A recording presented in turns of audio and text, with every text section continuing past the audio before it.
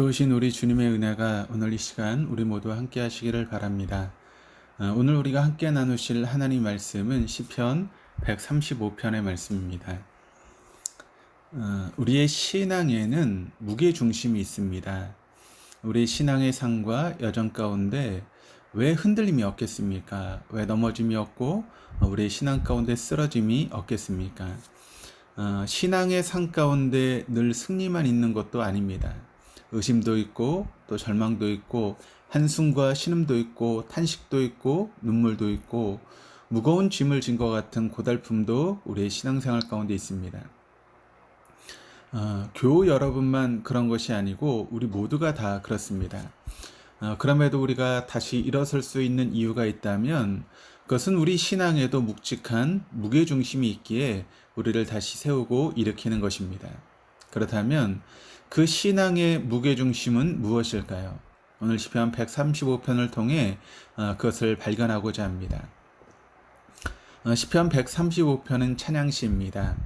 할렐루야 여호와 이름을 찬송하라 여호와의 종들아 찬송하라 라고 하는 1절로 시작을 해서 이스라엘의 족속아 여호와를 송축하라 아론의 족속아 여호와를 송축하라 19절 또 예루살렘에 계시는 여호와는 시온에서 찬송을 받으실지어다 할렐루야 21절로 마칩니다.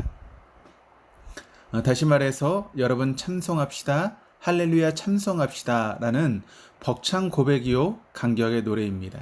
그런데 문제는 우리가 처한 현실과 이 처절한 실상은 이런 찬양의 고백이 터져나오지 않은 상황과 현실일 때가 많다는 것입니다. 비루하고 또 속이 썩는 것 같은 고달픈 현실이 우리에게 있습니다. 지금 실패했고 패배했습니다. 말로 표현 못할 속상함과 분노가 터져나오나 꼭 참고 있습니다. 견디기가 너무나 힘들고 어렵습니다. 걱정과 염려, 불안과 초조, 두려움, 문제를 이겨내고 해결할 능력과 힘, 그럴 만한 답을 갖고 있지 못합니다. 때로는 절망 그 자체입니다. 그런 상황 앞에서 어찌 찬송합시다, 할렐루야 하느냐 할 수 있는 것입니다. 죽을 것만 같은 이 상황과 현실 가운데서 어떻게 찬송합시다 할렐루야 라고 그렇게 노래할 수 있을까요? 못한다는 것이죠. 입이 떨어지지가 않습니다. 그저 탄식과 울분과 성냄을 찾아내는 것만으로도 참 기특하다고 생각이 될 정도로 그런 어려운 가운데 있습니다. 오늘 이 시편 135편을 기록한 시편 기자는 늘 그렇게 벅찬 일들이 펼쳐졌기에 늘 자신의 뜻과 바람대로 일이 이루어지고 또 매사가 순조롭고 평탄했기에 이토록 찬양이 넘쳐 흐르는 것일까요? 이 시편 기자는 이 시편을 암송하고 고백하며 찬양해왔던 수많은 믿음의 선조들의 삶에는 애환과 눈물이 없어서 탄식할 상황이 전혀 없고 늘 찬양할 만한 그런 일들이 수놓아 있기에 할렐루야 할렐루야 소리를 높이며 노래를 부르는 것일까요? 그렇지 않습니다. 결코 그렇지 않습니다. 이 시편 기자 역시도 또 이 시편을 암송하고 또 이 시편으로 고백하고 찬송했던 그들 역시도 고단함이 있었고 처절함이 있었고 어려움이 있었을 것입니다. 그럼에도 찬양을 합니다. 왜 그럴까요? 묵직한 무게중심 때문입니다. 쓰러지고 넘어져도 다시 오뚝오뚝 일어나 찬양하는 것입니다. 이스라엘 백성에게 있어 그 무게중심은 출애굽의 사건입니다. 본문의 8절에서 12절까지의 말씀을 보시면 애굽의 처음 난 자를 사람부터 짐승까지 치셨던 그 하나님, 애굽에서 행하신 하나님의 그 표적과 능력, 그 역사하심, 애굽의 바로왕과 그 신하들을 무릎 꿇게 만드셨던 그 하나님, 가나안으로 가는 그 여정 가운데서도 수많은 나라들과 강한 왕들을 꺾으셨던 하나님, 자격 없는 그 백성에게 그 가나안 땅을 기업으로 주신 하나님, 그것이 바로 이스라엘 백성에게 견고하고 묵직한 무게중심이 되었습니다. 그래서 그들은 인생 가운데 실패로 얼룩지고 아픔으로 허덕일 때가 있을지라도 흔들리고 깨져도 그 무게중심 출애굽의 사건 가운데 살아서 역사하신 그 하나님을 믿는 믿음으로 다시 일어서고 또 일어서는 것입니다. 나 비록 오늘 힘겹고 지치고 상하고 아파도 하나님은 살아서 그날 그렇게 우리를 구원해내신 것처럼 오늘도 나와 함께 하시고 붙잡아 주시고 숨을 불어넣어 계시지. 그렇고 말고 할렐루야. 나는 너를 애굽 땅에서 종되었던 집에서 인도하여 낸 내 하나님 여호와니라. 그 사실, 그 은혜만으로 그것이 무게중심이 되어서 오뚝오뚝 일어나 할렐루야 할렐루야 하는 것입니다.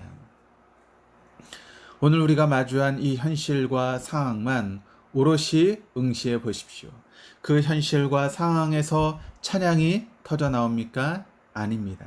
정직히 안 나옵니다. 찬양보다는 신음이 먼저고 노래보다는 탄식이 우선됩니다. 할렐루야라고 하는 그 찬양이 우리 입에서 떨어지지 않습니다.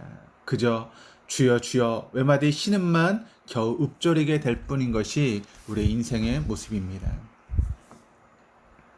그럼에도 교우 여러분, 우리에게는 신앙에 묵직한 무게중심이 있지 않습니까? 이스라엘 백성에게 출애굽의 사건의 간격과 환희가 있었다면 우리에게는 예수 그리스도의 십자가 구원의 간격과 은혜가 있지 않습니까?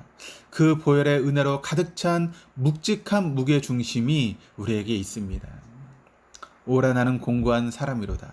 이 사망의 몸에서 누가 나를 건져내랴. 우리 주 예수 그리스도로 말미암아 감사하리로다. 우리가 아직 죄인 되었을 때 그리스도께서 우리를 위하여 죽으심으로 하나님께서 우리에 대한 자기의 사랑을 확증하셨느니라. 그러나 내게는 우리 주 예수 그리스도의 십자가 외에는 결코 자랑할 것이 없으니 그리스도로 말미암아 세상이 나를 대하여 십자가에 못 박히고 내가 또한 세상에 대하여 그러하니라. 여러분, 이 고백이 우리 신앙의 무게중심이 맞지 않습니까? 그러기에 오늘 탄식이 적당하고 마땅하지만 그럼에도 할렐루야라고 입을 벌려 보십시다. 찬양할 만한 상황은 아니지만 감사의 노래 할렐루야가 터져 나오는 현실은 비록 아니지만 그럼에도 그 무게 중심으로 인해서 다시 오똑오똑 일어서서 할렐루야 할렐루야 소리를 내어 보십시다. 찬양은 찬양할 만한 현실과 상황이 펼쳐졌기에 그에 대한 반응으로서 찬양하는 것만이 아니라 찬양은 비루하고 못난 또 실패와 패배로 가득한 이 약한 인생들을 먼저 찾아오시고 불러내시고 건져주신 극기의 하나님의 아들이 십자가에서 죽기까지 우리를 향한 사랑을 먼저 애타게 외쳐주시고 고백해 주신 그 사실, 그 은혜, 그 사랑, 그 무게중심으로 인해서 오똑오똑 다시 일어서서 있는 것입니다. 그리고 입을 열어 하나님을 찬양하는 것입니다. 다시 말해서 그럼에도 불구하고 할렐루야입니다. 교회 여러분, 할렐루야 기도하시겠습니다. 하나님 아버지, 오늘 우리는 너무나 아픕니다. 오늘 우리는 쓰러집니다. 오늘 나는 실패하고 막막하며 길이 보이지 않습니다. 울어도 시원하지 못할 것이며 탄식은 끝이 없을 듯합니다. 그럼에도 할렐루야 하렵니다. 천지를 창조하신 아버지, 십자가 위에서 그 아버지의 그 구원의 손길, 그 심장소리, 그 눈빛을 보고 듣고 경험했기에 나 그것 하나만으로 그럼에도 불구하고 할렐루야 하렵니다. 하나님 아버지, 할렐루야 예수 그리스도 이름으로 기도드립니다. 아멘.